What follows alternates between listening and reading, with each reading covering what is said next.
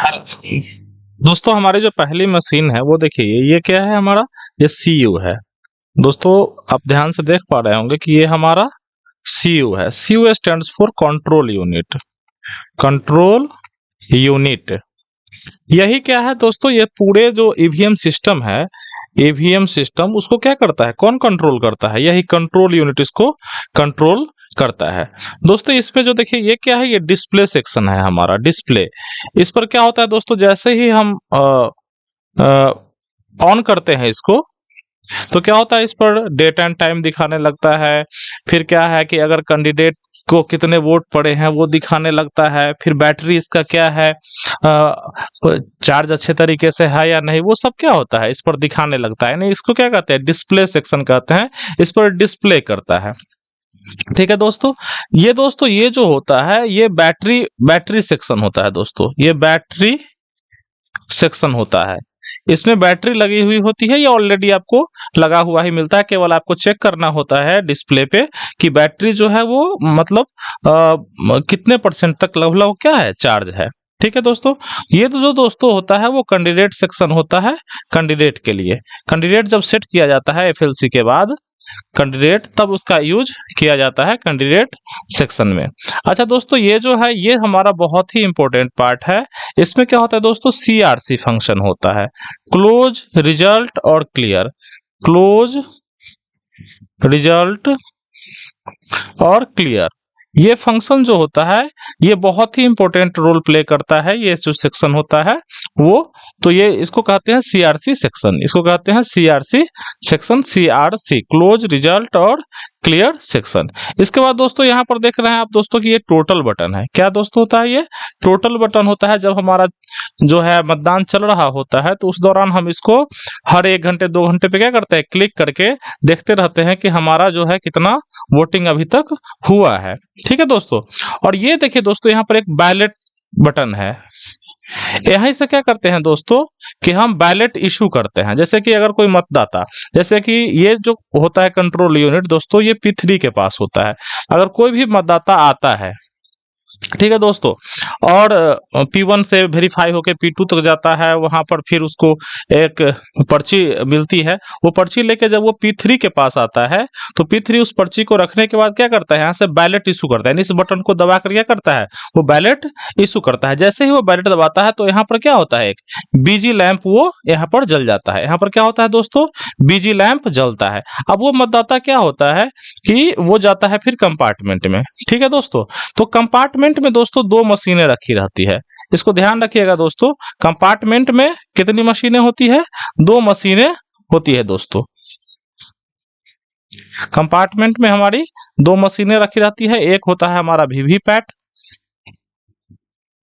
दोस्तों वीवीपैट जो होता है, voter verifiable paper audit trail. देखिए वीवीपैट दोस्तों क्यों लॉन्च किया गया, इसको लॉन्च करने का उद्देश्य ये है, देखिए सबसे बड़ी बात है कि मतदान बहुत ही ट्रांसपेरेंट होना चाहिए।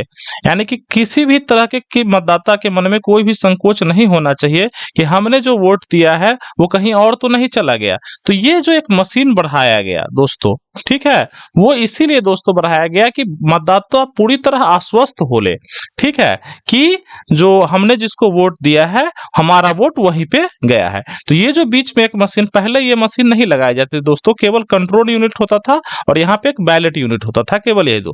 लेकिन अब क्या हो गया दोस्तों, वीवीपैट भी लगाया जाता है, voter verifiable paper audit trail. ठीक है, यह वह शो करता है कि आपने जिसको मतदान किया है, आपने जिसको मत अपना दिया है उसी पर गया है। यानी कि एक तरह से पूरी तरह से पारदर्शिता अपनाई गई इलेक्शन कमीशन के द्वारा। देखिए दोस्तों, आप जैसे आपने समझ लिया इसको, कंट्रोल यूनिट को। जैसे ही यहां से अब देखिए, फिर मैं बता दूं कि ये दोनों जो रहता है ये वोटिंग कंपार्टमेंट में रहता है। देखिए दोस्तों, वीवीपैट और बीयू बैलेट यूनिट, ये जो दोनों होता है दोस्तों, ये और ये दोनों होता है वोटिंग कंपार्टमेंट में। और ये जो कंट्रोल यूनिट होता है वो P3 के पास होता है, क्योंकि वही इस बटन से क्या करता है, बैलेट दबा के इशू करता है, तभी यहाँ पे बीजी लैंप जलता है और तभी आके यहाँ पे वोट कास्ट हो सकता है। जब तक यहाँ से बैलेट इशू नहीं होगा तब तक यहाँ पर वोट कास्ट हो ही नहीं सकता है। अब जैसे मतदाता यहाँ आता है और देख रहे हैं आप, ये ब्लूज वाली जो ये ये बड़ा सा बटन दिख रहा है, वो क्या कहता है, अपने पसंद के उम्मीदवार, चाहे उसको अल्फा बीटा गामा कोई भी पसंद उम्मीदवार हो, उसके सामने वाला जो ये बड़ा नीला बटन होता है उसको क्या करता है, वो प्रेस करता है दोस्तों, प्रेस करता है। और जैसे ही वो प्रेस करता है तो उसके सामने वाला जो ये लाल होता है, चाहे वो जिसको भी दबाएगा, अगर ये इसको दबाएगा तो ये वाला जो लाल होता है वो क्या करता है, बीप करता है। ठीक है, और उसी समय क्या होता है कि अब देखिए, चूंकि वीवीपैट के होने से क्या होता है कि यहाँ पर एक डिस्प्ले होता है कि आपने मान के चलिए आपने अल्फा को वोट दिया है, तो यहाँ भी अल्फा आएगा इसका क्रमांक, और यहाँ पर भी अल्फा आपको दिखेगा। ठीक है, कि आपने अल्फा को वोट किया है। और पीछे जो इसका पेपर रोल लगा होता है, तो क्या होता है कि 7 सेकंड तक आपको ये डिस्प्ले होता है, उसके एक बाद एक लंबी बीप होती है। ठीक है, और फिर क्या होता है, वो बीप के बाद ये एक वोटिंग का प्रोसेस क्या हुआ, वो खत्म हो जाता है। याद रखिएगा दोस्तों, पहले 7 सेकंड तक, 7 सेकंड तक ये आपको दिखता है। ये वोटर को यह आश्वस्त करता है कि आपने जिसको भी वोट किया है वो वोट आपका उसी के पास गया है। तो यहाँ पर आपको वो डिस्प्ले पर दिखेगा कि आपने अल्फा को वोट किया, तो अल्फा ही आपको इस पर दिखना चाहिए, और वो दिखता भी है। और जैसे ही आपको ये इस पर दिख जाएगा तो क्या होता है, 7 सेकंड तक ये डिस्प्ले होगा, उसके बाद एक बीप होगी, फिर आपका ये वोटिंग, एक वोट कास्ट करने का प्रोसेस समाप्त होता है। और उसी दौरान क्या होता है दोस्तों कि यहाँ पर एक पर्ची जो पीछे रोल लगा हुआ था कट के और इसके पीछे वाले कंपार्टमेंट में गिर जाता है, पीछे वाला जो बॉक्स होता है इसका, उसमें गिर जाता है, और वो एक रिकॉर्ड के लिए होता है दोस्तों, और वो पूरी तरह से रखा जाता है रिकॉर्ड में। ठीक है, और उसको फिर जमा किया जाता है। तो दोस्तों याद जानिएगा कि ये हमारा सीयू है, कंट्रोल यूनिट, जो पूरे ईवीएम सिस्टम को कंट्रोल करता है, सब कुछ उसका डिस्प्ले यहाँ पर होता है।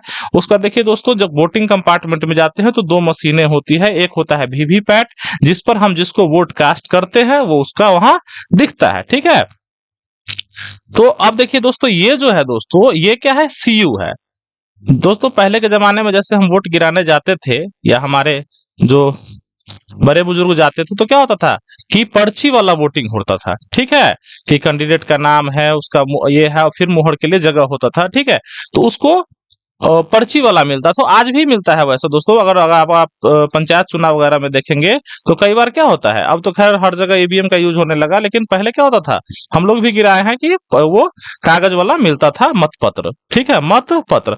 अब दोस्तों उसी को क्या कर दिया गया, डिजिटली रूप दे दिया गया यहाँ पर बीयू का। किसका, बीयू का, बैलेट यूनिट। बैलेट, देखिए बैलेट मतलब होता है दोस्तों मतपत्र, और बैलेट यूनिट कर दिया गया, यानी कि इलेक्ट्रॉनिकली ये कर दिया गया, तो बैलेट यूनिट हो गया दोस्तों। यहाँ पर 16 होते हैं नोटा लेके।